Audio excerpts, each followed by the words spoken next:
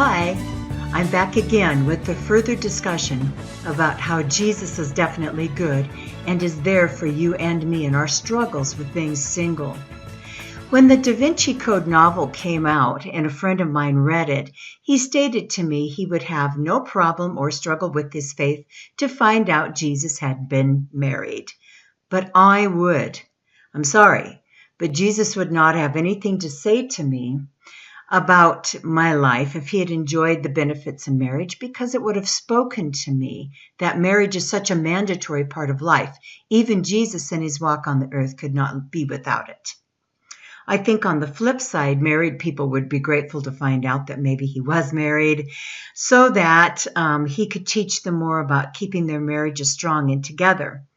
But Jesus gave enough instruction on how to love and how to be sacrificial in giving that I think he's earned his reputation of being a good marriage counselor. I recently found a Christian YouTube released by a single man who stated that being alone, in his opinion, often comes with the territory of being a Christian in search of a mate. He is right, I think, in stating that many of us who seek a Christian mate we find ourselves alone because we're in a society of people who claim to be Christians but want to take on the flavor of this society. What is the societal norm? Well, this society is of the opinion that truth, and the moral code in particular, is not rooted in anything solid. They've got their feet planted square in midair, using the title of a book I heard about recently. And so the things that our parents condemned as being highly immoral, people are making excuses for it. So those of us who hold on to the Bible as our basis for truth and the moral code find out that our strong natural desires for human companionship with a like-minded person is not getting met. The church, as I mentioned in my last video, is often extremely unhelpful. These thoughts lead me back to Psalm 34, verse 8, following the progression. You look at it again, taste and see that the Lord is good. The second part of verse 8 states, "Blessed is the one who takes refuge in him." A refuge is a place of rescue. What is there to be rescued from? In my world, there are a few things I need to be rescued from, such as the temptations to do wrong in my state of singleness. Think about this for a moment. Life has a variety of seasons. The married person may not be as tempted to sexual sin as somebody in a single state, but they may be prone more to dishonesty and frustration. Relationships are desirable, but marriage is particularly difficult and requires a great deal of selflessness and patience. So our variety of seasons carry with them very specific types of temptations. We all need a place of refuge where we find strength and peace. But you know what occurred to me last night as I pondered this place of blessed refuge? I mostly need to be rescued from myself. Let me explain. I was sitting on my easy chair last night massaging a very sore foot after I took a mile-long hike in the forest that surrounds my house. I suddenly became aware of the fact that in past relationships, I was usually the one who gave the affection and extra loving attention to the man. I was the one giving the foot massages, going the extra mile to show him I valued him. And I always found men who were eager to take, not so eager to give. So as a result, I have been sorely used by men. Part of this equation is my own fault. I was raised to be so hyper-responsible for the people around me, including my immature parents, that I am not what you would call a natural receiver. In fact, I have lived now for 6 decades on this earth and have not enjoyed a peaceable, nurturing marriage. And the last guy I called my boyfriend was a user and full of deceit.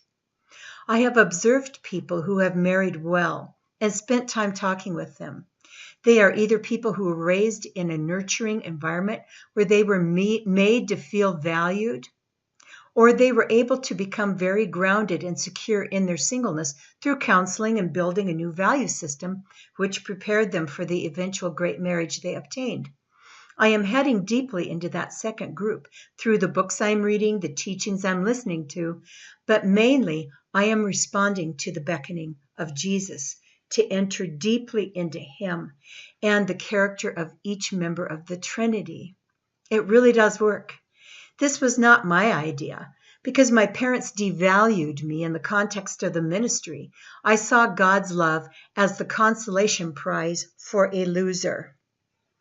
Take the love of Jesus over that of a husband? No way, I have said to friends. He can't be a husband to anyone. He doesn't make love to me. He doesn't take care of home maintenance, take the garbage out, run my soup and my popsicles to me when I have the flu. But guess what?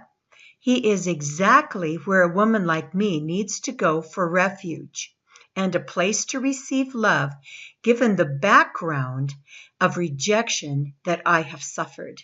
His love is perfect. If I can learn to respond to his perfect love, I will be in a better place to deal with the imperfect love of another imperfect person. I need to be filled with love to attract a really nurturing relationship. That's the complicated part. I need to be filled with love to attract a really nurturing relationship. If I hold out for a mate to fulfill my voids, I will attract a person who is also looking for that. And we will end up with a blended void that will make the Grand Canyon look like an irrigation ditch. A filled-up person who is secure within themselves has a better chance to attract a healthy operator in the area of love and giving. Also, if I recognize my value in the eyes of my great shepherd and my compassionate Heavenly Father, I will be more apt to avoid a guy who doesn't value me and will find a loving way to preserve my precious self before I ever give my heart away. When I was busy pushing the love of Jesus away from me, feeling like his little loser, he reminded me of guys that had come along in my youth that I had rejected. They knew Jesus, they had an appreciable faith, but because they lacked a certain pizzazz I was looking for or seemed kind of socially stunted, I rejected them as prospects. Big part of the problem was I had an inner voice in my head on top of it all telling me I wasn't worthy of love. So I needed to push them away. Jesus pled with my heart, Judy, you are treating me just like the men I sent your way in your youth. My aloneness makes so much more sense to me now. I need to start with the very person in whom love starts in the first place, with the very one who invented relationships and gave his all for me.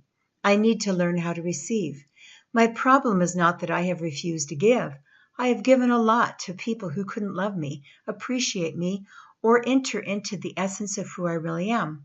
It's no wonder, because if I showed need at all in my parents' home, I was lectured and shut down.